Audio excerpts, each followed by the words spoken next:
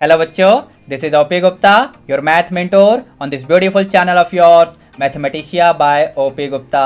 आज के इस लेक्चर में मैं आप लोगों के साथ date wise preparation planner discuss करना चाहता हूं फॉर नॉन साइंस स्टूडेंट्स, यानी जो हमारे कॉमर्स के स्टूडेंट हैं या ह्यूमैनिटी के स्टूडेंट्स हैं जिनका 22 फरवरी का एग्ज़ाम ख़त्म हो गया है और अब उनका नेक्स्ट एग्ज़ाम 9 मार्च को ही है। तो हम किस तरीके से हर चैप्टर की प्लानिंग करेंगे with each and every date, ये मैं इस लेक्चर में आपके साथ डिस्कस करने वाला हूँ। Now without wasting much time मैं थोड़ा सा आगे आपको लेके चलता हूँ और मेरे पास एक छोटा सा क्वेरी है आप लोगों के लिए। जैसा कि यहाँ पर आप देख पा रहे हैं, क्या आप लोगों ने हमारी सैम्पल पेपर की बुक परचेज की है? अगर आप लोगों ने ऑलरेडी हमारी सैम्पल पेपर की बुक परचेज की है तो आप अपना और अपने स्कूल का नाम along with the city name इस वीडियो के कमेंट में ज़रूर मेंशन करना। अगर अभी तक आप लोगों ने ये सैम्पल पेपर बुक परचेज नहीं की है then please contact us on the given WhatsApp number so that we can quickly dispatch the book for your preparation. Apart from this, अगर आपको फ्री पीडीएफ सैम्पल पेपर्स भी चाहिए in the pleasure test series तो इस video के description box में आपको download links मिल जाएंगे। इसके अलावा इस वीडियो के डिस्क्रिप्शन बॉक्स में आपको बहुत सारे इंपॉर्टेंट लेक्चर्स के भी लिंक मिलेंगे, प्लेलिस्ट के भी लिंक मिलेंगे जिनको आप रेफर करके अपनी प्रिपरेशन को अच्छी बना सकते हैं। ठीक है बच्चों, now without wasting much time चलिए आज के लेक्चर को स्टार्ट करते हैं। Before I discuss the date-wise planner for class 12th mathematics, here are some important tips for CBSE 2024 examination। वैसे ये जनरल टिप्स हैं जो आप लोगों को ध्यान में रखनी चाहिए हर एग्जाम्स के लिए। Have rest for short duration at regular intervals. Rest does not mean using mobile phone, watching television or other electronic devices. It means complete rest. Have your meal on time. Liquid intake should be increased like water or fruit juices etc. Please go to bed on time and take a sound sleep, वरना सपने में भी आप लोग अपने आप को paper solve करते हुए देखोगे। While you do chapter wise revision, do mark or prepare a list of important, tricky और hot question। इसका मतलब मैं आपको वीडियो के एंड में बताऊंगा, ठीक है? लेकिन जब आप रिवीजन कर रहे हो चैप्टर वाइज तो आपको इंपॉर्टेंट, ट्रिकी और हॉट क्वेश्चन की लिस्ट जरूर बनानी है, ठीक है? अब मैं स्टार्ट करता हूं date wise preparation planner for non science students, यानी जो कॉमर्स के बच्चे हैं या ह्यूमैनिटी वाले बच्चे हैं जिनके पास मैथमेटिक्स है। अब जैसा कि हम सभी जानते हैं कि 22 फरवरी को आप लोग अपना इंग्लिश का एग्जाम फिनिश करने के बाद अप्रोक्स 3 PM तक घर पे आराम से पहुंच जाओगे। खाना खाओ और थोड़ा सा रेस्ट करो, ठीक है? अब इसका मतलब यह हुआ कि लगभग 4:30 बजे या 5 बजे का टाइम हो चुका होगा। अब 23 फरवरी का वेट नहीं करना है, 22 फरवरी को ही हम लीनियर प्रोग्रामिंग यानी LPP का रिवीजन शुरू कर देंगे, जिसमें हम लोग MCQ टाइप के क्वेश्चंस पे मेन फोकस रखेंगे, क्योंकि MCQ टाइप के क्वेश्चंस में कई बार काफी अच्छे कंसेप्चुअल क्वेश्चन पूछ लिए जाते हैं। फिर इसके बाद जैसा कि यहां पर आप पढ़ रहे होंगे, bounded and unbounded feasible reason type के जो डायरेक्ट क्वेश्चंस होते हैं वो आपके सिलेबस में है। मैंने ये क्यों लिखा कि डायरेक्ट क्वेश्चन, मतलब ये कि वर्ड प्रॉब्लम्स ऑफ LPP आपके सिलेबस में नहीं है। लेकिन बच्चों अगर आप यहां पर पढ़ पा रहे हो तो मैंने क्या लिखा हुआ है पढ़ के देखो एक बार। Word problems are not in syllabus, but अगर आपके पास थोड़ा सा टाइम है और आप अपने आप को सेफर साइड पे रखना चाहते हैं तो कुछ वर्ड प्रॉब्लम्स की आपको बेसिक नॉलेज रख लेनी चाहिए। ऐसा मैं इसलिए कह रहा हूं क्योंकि CBSE ने सितंबर 2023 में additional practice question paper release किया था जिसमें एक वर्ड प्रॉब्लम दिया गया था। तो ये बात मैंने उन बच्चों के लिए कही जिनकी प्रिपरेशन काफी अच्छी चल रही है। आप 2-4 क्वेश्चन अगर वर्ड प्रॉब्लम्स के भी कर लोगे तो अच्छा रहेगा, you will be on the safer side. Otherwise आपके सिलेबस में word problems of LPP deleted हैं। Bounded and unbounded feasible region वाले डायरेक्ट क्वेश्चंस आएंगे और MCQs तो आएंगे ही। MCQs के बारे में मैं ऑलरेडी बता चुका हूं कि LPP के MCQs में काफी अच्छे कंसेप्ट की रिक्वायरमेंट होती है कई बार, तो MCQ की प्रैक्टिस अच्छे से कर लेना। फिर इसके बाद यानी 22 फरवरी का लगभग समय खत्म हो चुका होगा, आप आराम से सही टाइम पे सोने जाइए और सुबह यानी 23 फरवरी को सही टाइम पे उठ जाइए।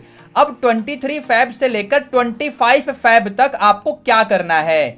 जैसा कि यहां पर आप देख पा रहे होंगे बच्चों, टॉपिक क्या लिखा हुआ है मैंने, मैट्रिसेस एंड डिटर्मिनेंट्स, यानी आपकी एनसीईआरटी बुक का चैप्टर 3 एंड चैप्टर 4। काफी सिंपल चैप्टर्स हैं, इनमें किन किन बातों का आपको ध्यान रखना है चलिए मैं आपको ब्रीफ करता हूं बच्चों। सबसे पहले आपको definition of various type of matrices पे फोकस करना होगा, ठीक है। डेफिनेशन के ऊपर बेस्ड क्वेश्चंस आपसे पूछे जा सकते हैं। अब असर्शन एंड रीजन टाइप में आपसे डेफिनेशन बेस्ड क्वेश्चन भी पूछे जा सकते हैं, ठीक है। फिर मैंने क्या बोला हुआ है, अलजेब्राइक ऑपरेशंस ऑन मैट्रिसेस और इसकी प्रॉपर्टीज, मतलब जैसे addition of matrices, multiplication of matrices, समझ रहे हो, और इनके साथ में जो भी प्रॉपर्टीज होती हैं इनको आपको अच्छे से सीखना है और इनसे जुड़े हुए क्वेश्चंस भी करने हैं, ठीक है। Transpose of matrices and its related properties, definition of inverse of square matrices and इससे जुड़ी हुई properties, definition of determinants, minors and cofactors, यानी आपका चैप्टर 4 शुरू हो गया है। फिर यहां पर आप पढ़ पा रहे होंगे area of triangle and equation of line passing through two given points using determinants. इसके ऊपर बोर्ड एग्जाम में क्वेश्चन पूछा जा चुका है बच्चों। डिटर्मिनेंट्स मेथड का यूज करके आपको ट्राइंगल का एरिया निकालना होगा जिसके कोऑर्डिनेट्स आपको दे दिए जाएंगे फॉर द वर्टाइसेस, या फिर अगर आपको 2 पॉइंट्स दे रखे हैं तो फिर आप उन दोनों पॉइंट्स को ज्वाइन करने वाला इक्वेशन ऑफ लाइन लिखिए बट यूजिंग डिटर्मिनेंट्स, समझे। फिर इसके बाद यहां पर ये इंपॉर्टेंट पॉइंट है जो कि आप पढ़ पा रहे होंगे, प्रॉपर्टीज ऑफ डिटर्मिनेंट्स। देखो इस टाइप की जो प्रॉपर्टीज है ना, इसके ऊपर एमसीक्यूज आपको सीबीएसई के ऑफिशियल सैंपल पेपर में मिल जाएंगे, लास्ट ईयर यानी 2023 के क्वेश्चन पेपर्स में भी आपको मिल जाएंगे। तो इस टाइप की प्रॉपर्टीज के क्वेश्चंस की भी आपको अच्छे से प्रैक्टिस करनी है, ठीक है बच्चों। फिर मैंने क्या लिखा हुआ है, adjoint and inverse of the square matrices. 2x2 का अगर कोई मैट्रिक्स है तो उसका एडजॉइंट निकालने का एक शॉर्टकट मेथड भी होता है, उसे आपको जरूर सीखना है, ठीक है बच्चों।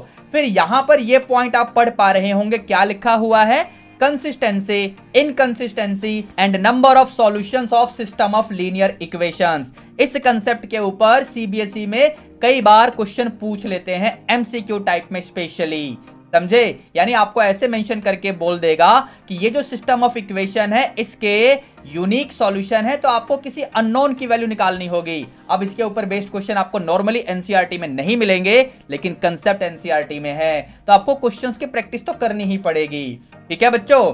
फिर क्या लिखा हुआ है, ये basically one of the most important type of question बन जाता है, system of linear equations and it's solution by using inverse matrix method. Normally 5 marks में एक क्वेश्चन आप श्योर शॉट मान सकते हो।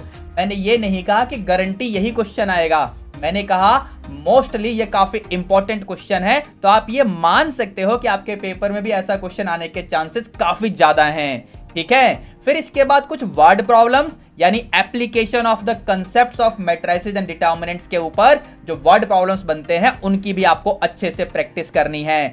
जो भी नॉर्मल से क्वेश्चंस है वो तो आप अच्छे से करेंगे ही, लेकिन देखो शॉक के लिए रेडी मत रहना, मतलब इस चैप्टर में से भी आपको केस स्टडी टाइप के क्वेश्चंस मिल सकते हैं।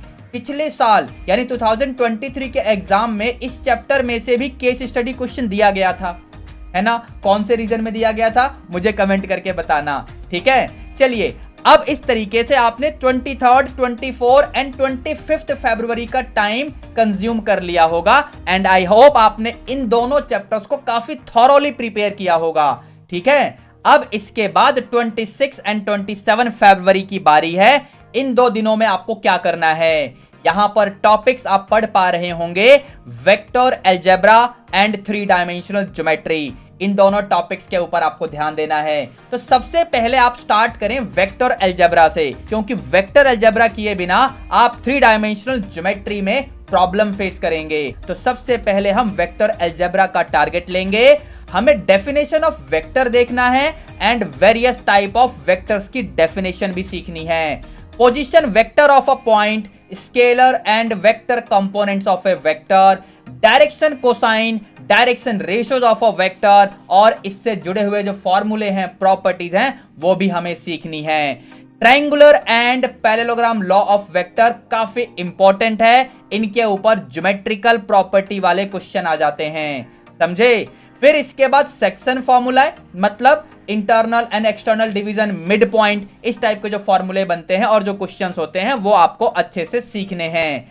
फिर इसके बाद आपके लिए सबसे इंपॉर्टेंट एस्पेक्ट आएगा इस चैप्टर का, that is product of vectors. अब ये दो टाइप के प्रोडक्ट्स हैं, एक तो है आपका dot product of two vectors और एक है cross product of two vectors. इनके ऊपर काफी क्वेश्चंस बनते हैं, इनकी जो भी प्रॉपर्टीज हैं, ऑब्जर्वेशंस हैं, वो आपको अच्छे से सीख लेनी है, ठीक है बच्चों। वैसे तो मैंने वेक्टर अलजेब्रा का एक वन शॉट लेक्चर भी रिकॉर्ड किया हुआ है, उसका लिंक आपको वीडियो के डिस्क्रिप्शन बॉक्स में मिल जाएगा।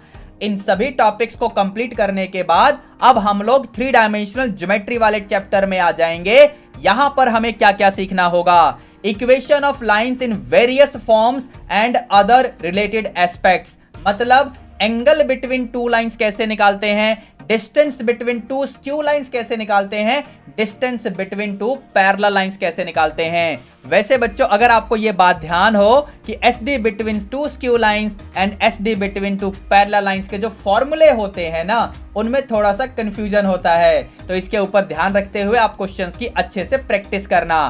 फिर इसके बाद अगली चीज आती है, मतलब आपको फुट ऑफ परपेंडिकुलर अगर फाइंड करना हो किसी भी पॉइंट का किसी इक्वेशन ऑफ लाइन में, या फिर इमेज फाइंड करना हो किसी पॉइंट का किसी भी इक्वेशन ऑफ लाइन में, तो इसके ऊपर जो क्वेश्चंस है उनकी आपको अच्छे से प्रैक्टिस करनी है। जो भी सिंपल से क्वेश्चंस हैं या फिर ट्रिकी क्वेश्चंस हैं, एवरेज क्वेश्चंस हैं, उन सब की आपको अच्छे से प्रैक्टिस करनी है। और मोस्ट इंपॉर्टेंटली आपको केस स्टडी टाइप के क्वेश्चंस की भी प्रैक्टिस करनी है फ्रॉम दीज 2 चैप्टर्स, यानी वेक्टर एंड 3 डायमेंशनल ज्योमेट्री में से, ठीक है बच्चों। अब आगे बढ़ते हैं जरा और 28 फरवरी की तरफ चलते हैं, इस महीने का सेकंड लास्ट डे। तो यहां पर आपको क्या मिल रहा है, यहां पर आपको प्रोबेबिलिटी का टॉपिक मिल रहा है, कंडीशनल प्रोबेबिलिटी आपको करनी है। टाइप ऑफ इवेंट्स के ऊपर जो क्वेश्चंस होते हैं ना, इंडिपेंडेंट इवेंट्स, मल्टीप्लिकेशन थ्योरम, इनके ऊपर जो वेरियस प्रॉपर्टीज होती हैं, फॉर्मूलेज होते हैं, उन सबको आपको सीखना है। Total probability and Bayes theorem, देखिए बेस थ्योरम के ऊपर आपको काफी क्वेश्चन एनसीईआरटी में मिलेंगे, लेकिन टोटल प्रोबेबिलिटी के ऊपर एनसीईआरटी में टोटल कितने क्वेश्चंस हैं, एग्जांपल्स को भी काउंट करके मुझे कमेंट करके बता देना एक बार, समझे। देखते हैं जरा कितने बच्चे मुझे कमेंट करते हैं। लेकिन टोटल प्रोबेबिलिटी के ऊपर क्वेश्चंस पूछे जाते हैं सीबीएसई एग्जाम में, स्पेशली अगर प्रोबेबिलिटी केस स्टडी में आ गया, अगर वहां पर बेस थ्योरम का क्वेश्चन है तो टोटल प्रोबेबिलिटी भी आपसे पूछेगा ही, समझ रहे हो। तो बेस थ्योरम तो इंपॉर्टेंट है, लेकिन टोटल प्रोबेबिलिटी भी इंपॉर्टेंट है। फिर इसके बाद one of the most important type of questions, यानी random variable and its probability distribution, और इसका मीन ऑफ रैंडम वेरिएबल, इसके क्वेश्चंस की भी आपको अच्छे से प्रैक्टिस करनी है। एक बात ध्यान से सुनना बच्चों, ये जो प्रोबेबिलिटी डिस्ट्रीब्यूशन वाला टॉपिक है, ये नई एनसीईआरटी बुक में नहीं है, लेकिन सीबीएसई के सिलेबस में है। तो अगर आप लोगों ने इसके क्वेश्चंस की प्रैक्टिस नहीं की है, then you will be at risk, समझ रहे हो। आपको इसके क्वेश्चंस की प्रैक्टिस करनी है और इस कंसेप्ट को भी अच्छे से सीख लेना है। फिर इसके बाद आप नॉर्मल से क्वेश्चंस की प्रैक्टिस तो करेंगे ही, लेकिन केस स्टडी टाइप के क्वेश्चंस की भी आपको अच्छे से प्रैक्टिस करनी है। प्रोबेबिलिटी में से केस स्टडी टाइप के क्वेश्चंस आने की संभावना काफी ज्यादा है, ठीक है। अब इसके बाद हमारे पास अगले दिन का टाइम आ गया है, यानी 29 फरवरी। ये साल यानी 2024 लीप ईयर है, तो फरवरी में 29 डेज हैं, एक दिन आपको एक्स्ट्रा मिल गया।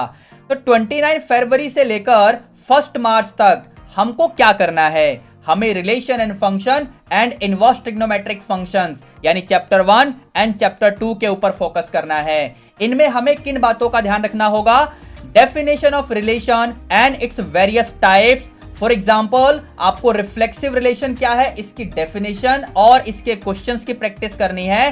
सिमेट्रिक रिलेशन क्या है, ट्रांजिटिव रिलेशन क्या है, एंड इक्विवेलेंस रिलेशन क्या है, इनके ऊपर आपको काफी क्वेश्चंस की प्रैक्टिस करनी है। स्टेटमेंट लिखने में बच्चों को दिक्कत होती है, तो आपको प्रैक्टिस लिख लिख कर करनी है, समझे। फिर इसके बाद इक्विवेलेंस क्लासेस के ऊपर भी आपको फोकस रखना है, क्योंकि आजकल इस टॉपिक के ऊपर भी क्वेश्चन पूछ लिया जाता है, छोटा सा टॉपिक है। अगर आपको ये क्लियर है तो अच्छी बात है, वरना वीडियो का डिस्क्रिप्शन बॉक्स चेक कर लेना, आपको रिलेशन वाले टॉपिक का भी प्लेलिस्ट मिल जाएगा। ठीक है बच्चों, आगे बढ़ते हैं जरा। और फिर इस चैप्टर में हमारे पास नेक्स्ट टॉपिक आएगा, यानी फंक्शन। फंक्शन में हमें क्या क्या करना है? Definition of a function, one function की डेफिनेशन, फिर ऑन टू फंक्शन की डेफिनेशन। अब वैसे तो बाइजेक्टिव फंक्शन आपके सीबीएसई सिलेबस में नहीं है, लेकिन पिछले साल भी बाइजेक्टिव फंक्शन का टॉपिक हमारे सीबीएसई सिलेबस में नहीं था, लेकिन बोर्ड एग्जाम में किसी एक क्वेश्चन में इन्होंने बाइजेक्टिव फंक्शन वर्ड मेंशन कर दिया था। तो आई होप आपको पता ही होगा कि बाइजेक्टिव फंक्शन क्या होता है। जो function one and onto दोनों नेचर को शो करता है उसे बाइजेक्टिव फंक्शन कहते हैं। तो आपको बाइजेक्टिव फंक्शन के बारे में भी थोड़ी सी इंफॉर्मेशन ले लेनी चाहिए।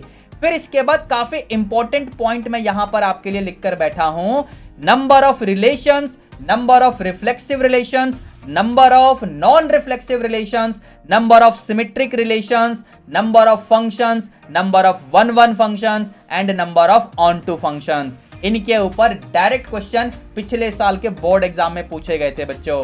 ठीक है ना, तो आपको इन सभी के फॉर्मूलों को मेमोराइज करना है और इनके क्वेश्चंस भी करके देख लेना, डायरेक्ट फॉर्मूले होते हैं बेसिकली। फिर इसके बाद आता है चैप्टर 2 यानी इनवर्स ट्रिग्नोमेट्रिक फंक्शन, जिनमें आपको domain and range of inverse trigonometric functions के ऊपर बेस्ड क्वेश्चंस की अच्छे से प्रैक्टिस करनी है। पिछले साल के पेपर में ऐसे काफी क्वेश्चंस पूछे गए थे। इनफैक्ट अगला पॉइंट जो आप पढ़ पा रहे होंगे, graph of inverse trigonometric function, graph of inverse trigonometric functions के ऊपर भी पिछले साल क्वेश्चन पूछे गए थे बोर्ड एग्जाम में। फिर इसके बाद यहां पर मैंने क्या लिखा हुआ है, principal value of inverse trigonometric function, normal questions and case study questions. क्या इन दो टॉपिक्स में से भी केस स्टडी क्वेश्चंस आने के चांसेस हैं? वेल, बड़े अच्छे चांसेस हैं। पिछले साल के बोर्ड एग्जाम में केस स्टडी क्वेश्चन आया था रिलेशन वाले टॉपिक में से। अब इससे पहले कि मैं 2 मार्च की तरफ आगे बढ़ूं, एक बात ध्यान से सुनना बच्चों, properties of inverse trigonometric function हमारे सिलेबस में नहीं है। I repeat, properties of inverse trigonometric functions हमारे सिलेबस में नहीं है, लेकिन इनको सीखे बिना आप कैलकुलस में प्रॉब्लम फेस करेंगे। और 2 मार्च से हम जो पढ़ना शुरू करेंगे वहां पर कैलकुलस के टॉपिक्स ही होंगे। तो मेरी सजेशन तो ये रहेगी बच्चों कि आपको properties of inverse trigonometric functions पे थोड़ा सा ध्यान दे देना चाहिए, ब्रीफ आइडिया जरूर रखना चाहिए, ताकि आप कैलकुलस के हर टॉपिक में सुपर कॉन्फिडेंट होकर अपना काम कर सकें। अब चलते हैं जरा, और 2 मार्च को हमारे लिए कौन सा टॉपिक है, जैसा कि यहां पर आप देख पा रहे होंगे, 2 मार्च को हम फोकस करेंगे कॉन्टिन्यूटी एंड डिफरेंशियबिलिटी के ऊपर, जो कि चैप्टर 5 है बच्चों आपकी एनसीईआरटी टेक्स्ट बुक का। यहां पर सबसे पहले हम continuity and differentiability of a function at A given point, इसके ऊपर बेस्ड जो कंसेप्ट है वो सीखेंगे और क्वेश्चंस भी करेंगे। Relation between the continuity and differentiability काफी इंपॉर्टेंट एस्पेक्ट है, इसके ऊपर क्वेश्चन पूछे जाते हैं। ठीक है, फिर इसके बाद काफी सिंपल सी चीजें शुरू हो जाएंगी, यानी डेरिवेटिव की बातें शुरू हो जाएंगी। Derivatives of various type of functions, मतलब इनवर्स ट्रिग्नोमेट्रिक फंक्शंस के डिफरेंशिएशन हम कैसे करेंगे, लॉगरिथमिक डिफरेंशिएशन कैसे होगा, एक्सपोनेंशियल फंक्शन का डेरिवेटिव कैसे होगा। फिर इसके बाद डिफरेंशिएशन यूजिंग लॉगरिथमिक फॉर्मूले, लॉग की जो प्रॉपर्टी होती है उनका यूज करके हमें डेरिवेटिव अगर फाइंड करना हो फंक्शंस का तो वो कैसे करेंगे। इम्प्लिसिट फंक्शंस के डेरिवेटिव कैसे करते हैं, पैरामीट्रिक फंक्शंस का मतलब क्या होता है और उसके डेरिवेटिव कैसे करते हैं। फिर इसके बाद 2nd ऑर्डर के डेरिवेटिव वाले क्वेश्चंस। वैसे अगर आपको ध्यान हो बच्चों, पैरामीट्रिक फंक्शंस में अगर हमसे 2nd ऑर्डर का डेरिवेटिव पूछता है तो कई बार बच्चे गलतियां कर देते हैं। तो इस बात का आपको अपने बोर्ड एग्जाम में भी ध्यान रखना है, अच्छे से प्रैक्टिस करके जाना है। ठीक है बच्चों, अब 2 मार्च का टाइम खत्म हो चुका होगा, आपके पास अगला दिन आ चुका होगा, यानी 3 March, that is for application of derivative, यानी चैप्टर 6। अब चैप्टर 6 में आपको क्या क्या करना है, रेट ऑफ चेंज, जो कि बहुत छोटा टॉपिक है, लेकिन इसमें से भी केस स्टडी आ सकता है और आपको परेशान कर सकता है, समझे।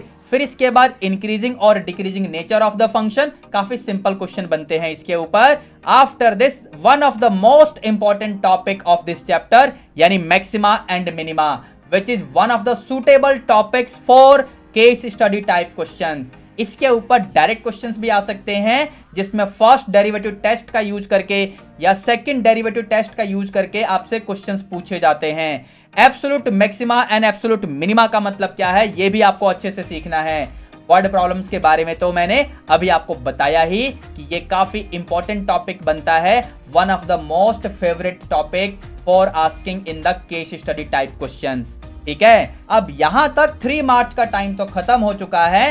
नेक्स्ट 2 दिनों के लिए यानी 4th एंड 5th मार्च के लिए आप कमर कस लो, क्योंकि इंटीग्रेशन आपके सामने आ चुका है।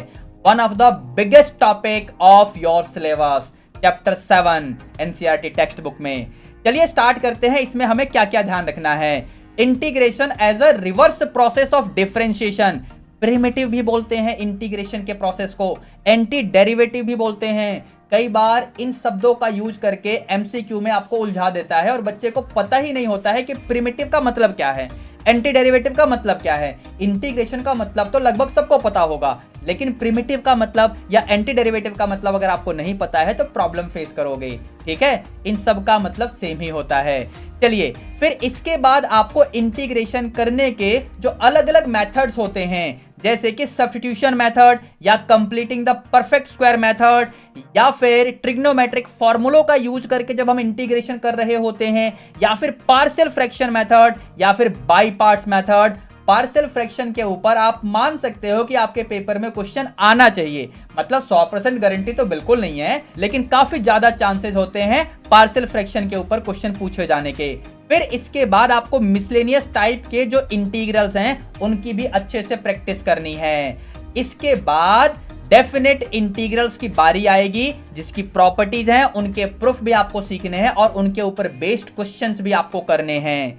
समझे? अब अगर आप ये सोच रहे हो कि डेफिनेट इंटीग्रल्स की प्रॉपर्टीज का प्रूफ पेपर में पूछा जाता है कि नहीं, पूछा जा चुका है, इसलिए कह रहा हूं कि इन प्रॉपर्टीज का एप्लीकेशन तो आपको सीखना ही है, लेकिन इन प्रॉपर्टीज का प्रूफ कैसे होता है ये भी आपको सीखना है। यानी क्वेश्चंस तो आप करेंगे ही, लेकिन प्रॉपर्टीज का प्रूफ आपको जरूर आना चाहिए। ठीक है बच्चों, अब इसी के साथ अगला दिन आ चुका होगा, यानी 6th मार्च। आपके पास 2 चैप्टर बचे हुए हैं। कौन कौन से? एप्लीकेशन ऑफ इंटीग्रल्स यानी चैप्टर 8 एंड डिफरेंशियल इक्वेशन यानी चैप्टर 9। तो इन दोनों के लिए 6th मार्च का दिन इनफ है। आपको इसमें क्या क्या चीजें करनी है? Area under simple curves, specially lines, circles और पैराबोला और एलिप्सेस इन द स्टैंडर्ड फॉर्म। अब इससे पहले कि मैं डिफरेंशियल इक्वेशन के बारे में बात करूं, मेरी बात सुनना ध्यान से। ये जो टॉपिक है ना एप्लीकेशन ऑफ इंटीग्रल्स वाला, इसमें नई एनसीईआरटी बुक में अगर आप देखोगे ना तो काफी कम क्वेश्चंस हैं, लेकिन कई ऐसे क्वेश्चंस आपको पुरानी एनसीईआरटी बुक में मिलेंगे इस चैप्टर में, जो कि बोर्ड एग्जाम में लास्ट ईयर पूछे गए थे, या फिर इस बार के सीबीएसई के ऑफिशियल सैंपल पेपर में क्वेश्चंस मिलेंगे। अब ऐसे क्वेश्चन नई वाली एनसीईआरटी बुक में तो है नहीं, तो ये आपको डिसाइड करना है कि अगर इस चैप्टर की प्रिपरेशन यानी एप्लीकेशन ऑफ इंटीग्रल्स की प्रिपरेशन आपको सुपर स्ट्रॉन्ग करनी है, तो आपको पुरानी वाली एनसीईआरटी बुक रेफर करनी है कि नहीं करनी है। ठीक है ना, ये आपके ऊपर छोड़ देता हूं मैं। वैसे आपको वही करना चाहिए जो मैं कह रहा हूं, यानी पुरानी वाली एनसीईआरटी बुक में से इस चैप्टर को करिए, चैप्टर 8 को 1-to-1 example and each and every question of the exercises कर लो from the old NCERT book for this chapter number 8। अब इसके बाद हम बात करेंगे डिफरेंशियल इक्वेशन के बारे में, जिसमें आपको डेफिनेशन ऑफ डिफरेंशियल इक्वेशन सीखना है, ऑर्डर ऑफ डिफरेंशियल इक्वेशन क्या होता है, डिग्री ऑफ डिफरेंशियल इक्वेशन क्या होता है, इनके क्वेश्चंस की भी आपको प्रैक्टिस करनी है। फिर इसके बाद solution of differential equation by using different method, मतलब एक आपका होता है वेरिएबल सेपरेबल मेथड, फिर आपका एक होता है linear differential equation. Linear differential equation में भी 2 टाइप्स होती हैं, linear differential equation in y, linear differential equation in x. दोनों टाइप के क्वेश्चंस आपके सिलेबस में हैं। फिर इसके बाद one of the most important topic of this chapter, that is solution of homogeneous differential equation. वैसे आपके पास ऐसे क्वेश्चंस भी आते हैं जहां पर गिवन डिफरेंशियल इक्वेशन को होमोजेनियस प्रूव करना होता है। लास्ट ईयर बोर्ड एग्जाम में ऐसा क्वेश्चन केस स्टडी में भी पूछा गया था। होमोजेनियस डिफरेंशियल इक्वेशन के ऊपर पैसेज बेस्ड क्वेश्चन पूछा गया था पिछले साल बोर्ड एग्जाम में, तो काफी इंपॉर्टेंट क्वेश्चन बन जाता है इस टॉपिक के लिए। अब यहां तक आप लोग अपने पूरे सिलेबस के हर चैप्टर को अच्छे से रिवाइज कर चुके हो, और अभी भी आपके पास 7th मार्च एंड 8th मार्च के 2 दिन बचे हुए हैं। इन 2 दिनों में आप क्या करेंगे? जैसा कि यहाँ आप पढ़ पा रहे होंगे, आपको इन 2 दिनों में सैंपल पेपर्स की प्रैक्टिस करनी है। अब अगर आपके पास ऑलरेडी सैंपल पेपर्स की बुक है तो अच्छी बात है, वहां से आप कोई से भी 5 सैंपल पेपर्स उठाइए और 2.5 आवर्स का टाइम सेट करके उनको अच्छे से प्रैक्टिस करो, समझे? अगर आपके पास सैंपल पेपर्स की बुक नहीं है तो इस वीडियो का डिस्क्रिप्शन बॉक्स चेक कर लेना, आपको डायरेक्ट डाउनलोड लिंक मिल जाएंगे for the PDF of sample papers in the pleasure test series. अब एक बात पे फोकस किया हो आपने, तो मैंने यहां पर आपको सिर्फ 2.5 आवर्स का टाइम दिया है, जबकि आपका पेपर 3 आवर्स का होता है। तो ये मैंने क्यों दिया? अब ये मैंने इसलिए किया है ताकि आप लोग अपनी स्पीड को अच्छे से मेंटेन कर सकें, टाइम मैनेजमेंट करना सीख सकें। जब आप इन सैंपल पेपर्स की प्रैक्टिस कर रहे हो तो ध्यान रखना, आपको ब्लू पेन यूज करना है, आपको स्केल यूज करना है जहां पर भी जरूरत हो डायग्राम बनाने के लिए, पेंसिल यूज करना है, ग्राफ पेपर यूज करना है एलपीपी वर्क के लिए। मतलब बिल्कुल दिमाग में ये बिठा लो कि आपका बोर्ड एग्जाम ही चल रहा है, समझे? तो 2.5 घंटे का टाइम मन में रखते हुए आपको पेपर अटेम्प्ट करने की कोशिश करनी है, कितने ज्यादा से ज्यादा क्वेश्चन आप कर पाते हैं। एंड आई बिलीव कि आप आराम से 2.5 घंटे में या 2 घंटे 40 मिनट में पूरा पेपर अटेम्प्ट कर पाएंगे।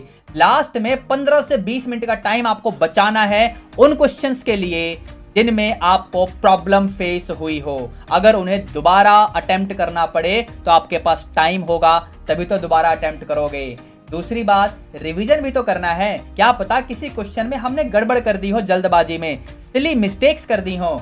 इसलिए मैंने आपको बोला कि टाइम अपने मन में 2.5 घंटे का रखो ताकि आपकी स्पीड उसी हिसाब से बने और आपके पास 30 मिनट्स का टाइम बिल्कुल फ्री होगा, जिसे आप यूज करेंगे रिवीजन पर्पस के लिए या फिर उन क्वेश्चंस को अटेम्प्ट करने के लिए जो कि पहली बार में आपसे नहीं हुए होंगे। ठीक है बच्चों? अब अगर आप में से कुछ बच्चे ये सोच रहे हो कि हम 2 दिनों में 5 सैंपल पेपर्स कैसे करेंगे, वेल इसका तरीका भी आपको बता रहा हूं, ध्यान से सुनना। 7th मार्च को जितना जल्दी हो सके उतना जल्दी आप उठिए, ठीक है? उसके बाद सपोज आप सुबह 7 बजे से पेपर करने बैठते हो तो 7 बजे से लेकर 10 बजे तक आपका पेपर आराम से हो जाएगा, प्लस 1 आवर का टाइम और इसमें ऐड कर लो ताकि आप उसको इवेल्युएट कर पाओ, चेक कर पाओ अपनी आंसर शीट को, और कहीं कोई प्रॉब्लम हो तो उसको सॉल्व भी कर पाओ, समझे? अगर कोई क्वेश्चन आपसे सॉल्व नहीं हुआ हो तो उस क्वेश्चन का सॉल्यूशन आप सीख सको, ठीक है? अब 11 बजे के बाद आप आधे घंटे पौने घंटे का जो भी आपको रेस्ट करना है रेस्ट करो और लगभग 12 बजे से अगला सैंपल पेपर उठा लो। तो इस तरीके से आप 3 बजे तक अगला सैंपल पेपर कर लेंगे और उसको चेक करने का टाइम, रेस्ट का टाइम हम जोड़ लें तो आराम से आप लोग 5 बजे तक फ्री हो जाएंगे। सेकंड सैंपल पेपर भी हो गया 7th मार्च को, ठीक है ना? अब इसके बाद अप्रोक्सीमेटली 6 बजे से आप तीसरा सैंपल पेपर उठा लो, तो 6 बजे से लेकर रात के 9 बजे तक आपका तीसरा सैंपल पेपर हो जाएगा, जिसको आप चेक करना चाहोगे तो अप्रोक्सीमेटली 10 बजे तक बड़े आराम से फ्री हो जाओगे। बीच में खाना पीना, रेस्ट, इन सब का टाइम मैंने आपको दे दिया है, यानी 7th मार्च को आप बड़े आराम से 3 सैंपल पेपर्स कर चुके होंगे। अब 8th मार्च की बारी है। 8th मार्च को भी आप आराम से सुबह 7 से लेकर 10 बजे तक चौथा सैंपल पेपर करिए। अब इसके बाद अब 11:30 या 12 बजे से आप 5वां सैंपल पेपर उठाइए, जिसे कंप्लीट करके आप 5 बजे तक बड़े आराम से 8 मार्च को फ्री हो जाएंगे। अब 5 बजे के बाद 8 मार्च को आप क्या करेंगे? यहां ध्यान से पढ़ना, मैंने क्या लिखा हुआ है बच्चों। Do revise the marked important और ट्रिकी और hot questions from various chapters. अगर आपको ध्यान हो, इस वीडियो की स्टार्टिंग में मैंने आपसे कहा था कि जब आप चैप्टर वाइज रिवीजन कर रहे होंगे तो हर चैप्टर में कुछ ऐसे क्वेश्चंस होते हैं जो आपको परेशान करते हैं, जिनको आपने 2 टाइम्स या 3 टाइम्स पहले भी सॉल्व किया हुआ है, लेकिन जब भी वो क्वेश्चन नेक्स्ट टाइम आपके सामने आता है तो आपको परेशान कर देता है। तो उन क्वेश्चंस की आपने लिस्ट बनानी थी, कहा था ना मैंने। अब उन सभी क्वेश्चंस को देखने की बारी है, समझे? और इस तरीके से 8 मार्च का टाइम आपका बड़े आराम से निकल जाएगा। शाम को 9 बजे 9:30 बजे तक आराम से आप सोइए, आपको सपने में मैथ के फॉर्मूले नहीं दिखेंगे, समझे? जब अर्ली मॉर्निंग 9 मार्च को आप उठेंगे तो हर चैप्टर में कुछ ट्रिकी फॉर्मूलेज होते हैं जिनमें हमें कन्फ्यूजन होती है, स्पेशली इंटीग्रेशन में, 3 डायमेंशनल ज्योमेट्री में। वैसे तो ये ट्रिकी फॉर्मूले किसी भी चैप्टर में आपको परेशान कर सकते हैं, उन सभी ट्रिकी फॉर्मूलों की आपने लिस्ट जो बनाई हुई है ना, उनको आप एक बार गो थ्रू कर लेना और फिर बड़े आराम से स्मूथली अपने एग्जाम सेंटर पे पहुंचकर दोस्तों से थोड़ी सी दूरी बना के रखना। ये मैंने क्यों कहा? कई बार हम अपने फ्रेंड्स के साथ गॉसिप्स में इन्वॉल्व हो जाते हैं और हमसे हमारे फ्रेंड्स कई बार कुछ ऐसे क्वेश्चन पूछ लेते हैं जो हमारे कॉन्फिडेंस को शैटर कर देते हैं। So my dear students, I will advise all of you to avoid such type of gossips on the day of examination, that is morning of 9th March. Believe me, you have done a very good and planned study and your exam will go fantastically fantabulous. With a lot of blessings, this is Aupe Gupta, your math mentor. Now before I wind up the session for now, I would like to request all of you to refer our coaching classes to your juniors. They can connect with me on this WhatsApp number that you can see on the screen. Apart from that, if you want to grab more free resources, please scan this QR code that you can see here. Right? Thank you. All the best. I am sure मेरा date wise preparation planner आपको अच्छे से समझ में आ गया होगा और आप इसे फॉलो करके अपनी प्रिपरेशन को सुपर स्ट्रॉन्ग बनाएंगे और अपना एग्जाम भी अच्छे से लिखेंगे। Now before I wind up this lecture of today, please keep subscribe to this beautiful channel of yours. इस वीडियो को लाइक करके अपने सभी फ्रेंड्स को भी शेयर करना। With all that being said, this is OP Gupta signing off for now. Keep studying, keep rocking in your life. All the best.